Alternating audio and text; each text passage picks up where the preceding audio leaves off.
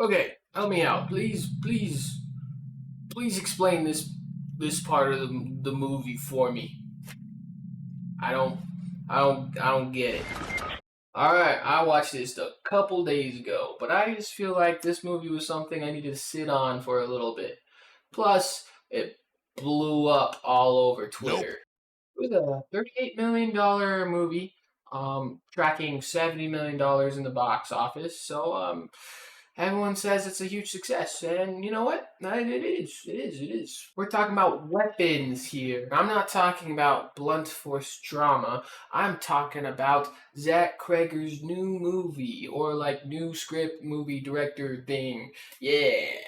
Okay, we're gonna be doing a quick summary of this movie. So just to warn you, there are gonna be spoilers. So yeah, sorry. Watch the movie. Basically, 17 kids go missing. Then it follows like kind of an episodic story of characters from the suburb dealing with these 17 kids being abducted. One's a teacher, one's a sad dad, um, one's a bad cop, one's a gay principal, um, another one is a crackhead, and one's one of the kids that weren't kidnapped. And yeah, you kind of like these all stories all connect somehow. I know it's kind of crazy. Stick with me though. Stick with me. There's this witch grandma who gives into this kid's life. His name is Alex. Pretty much hypnotizes his parents and is like, "Hey, I want to stay alive. Get me something that your classmates like." So he does that, and it allows her to hypnotize these kids, and these kids get hypnotized. Basically like a free candy van. I know that would get me. We're straying off the path here of movie. Disgruntled dad, Josh Brolin, gets mad at teacher because she's the only connection that these 17 kids have. This teacher is in love with this cop, or lusts for this cop. This cop is just a bad person, commits police brutality and tries to hide it to the crackhead. Crackhead tries to rob Witch's house, and he has some funny moments in there, which I think is funny, and then tells the cop, and the cop's like, okay. Then they both get hypnotized, and then the teacher and the disgruntled dad find out about the house.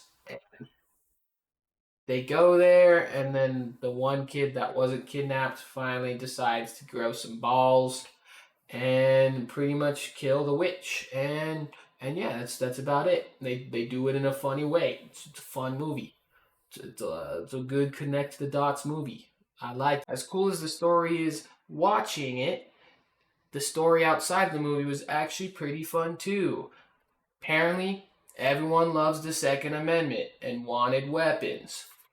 Yeah, I know. I'm pretty Oh, funny. brother! Jordan Peele wanted it and ended up not getting it, so he fired like two of his managers or something like that. Netflix wanted it, but they didn't like give this movie a theatrical release. So Zach Kreger was like, "Nah, dude, Warner Bros." That's pretty cool. Now to start off, this isn't the first time me and Zach Kreger have locked lips before. Barbarian is by far one of my favorite horror movies that I've ever watched. People think that movie's divisive, and people also think this movie's divisive. I'm gonna be honest here. I think a good horror movie contains a sense of humor to it. And I think Zach Kreger does this beautifully. As much as this is a review for weapons, this is also just a review for Zach Kreger, because I'm just like bouncing on that dude's balls. You see, Barbarian has this tonal whiplash where you think it's gonna go in this horror direction and it goes completely bonkers. In Weapons, it's sort of similar in a sense of tone, but I like how these movies deal with the duality of horror and humor because those juxtaposed together create something kind of special that other horror movies don't have. Zach Cregger did an interview that was not helpful to like interpreting. Oh my gosh, I can't speak. His movies, which I think is really funny because he's just like, dude, I don't know. He also doesn't think his movies are funny, and it's just like you literally do funny crap in the movie, man. I don't know why you would say that in an interview. Your movies are funny. Like I wouldn't consider them dark comedy, but like you make me laugh. But at the end of the day, he's just a guy, so I can't even judge him for saying stuff about his movies, because I mean we're the ones who are watching them. So this is my opinion. Yeah. F you. But I do think Zach Cregger has something beautiful going on where whenever he writes, he kind of describes humor and horror as, two sides of the same coin. Anything that he shows that is equally horrifying is also equally humorous at the end. And you know what?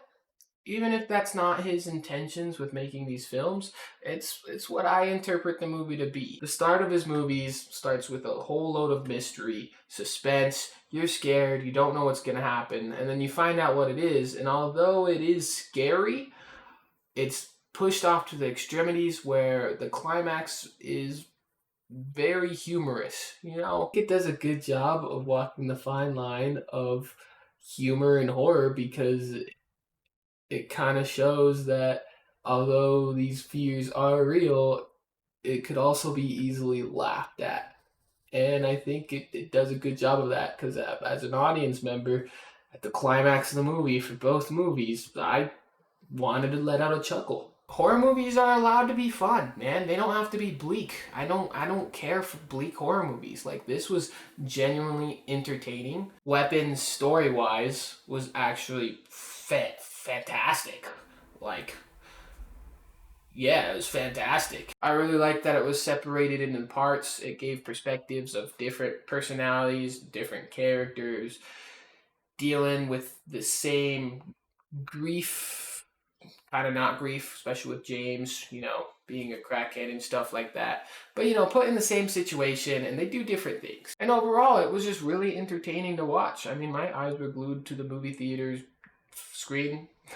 The movie theater screen. I'm sorry, it is like 1 a.m. I'm passing out, but I'm not gonna do this if I don't do it at 1 a.m.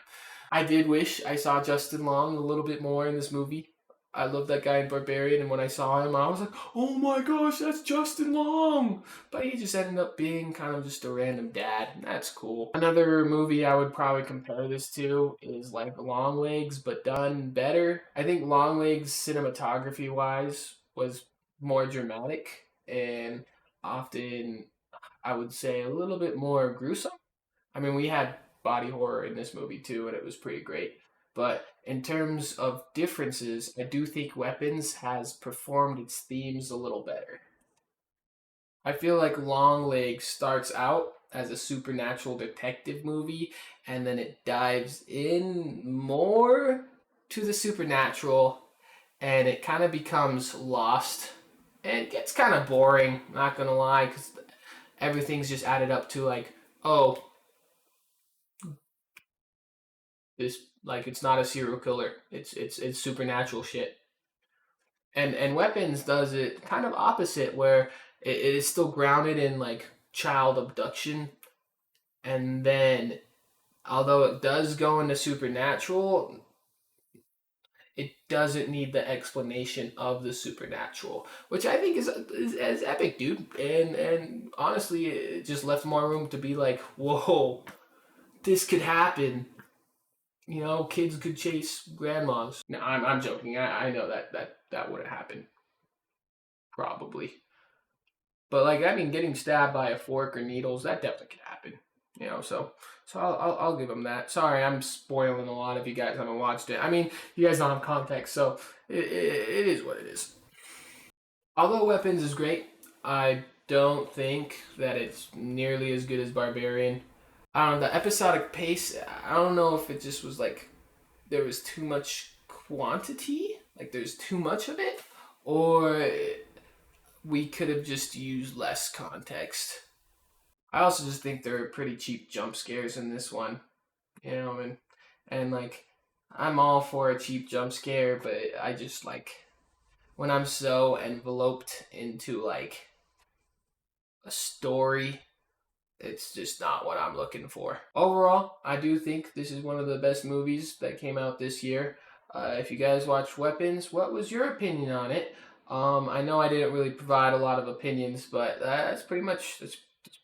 I don't have a lot to say. If you have a lot to say, feel free to let me know down in the comments. Like this video, please, and thank you for watching. I'll see you next week.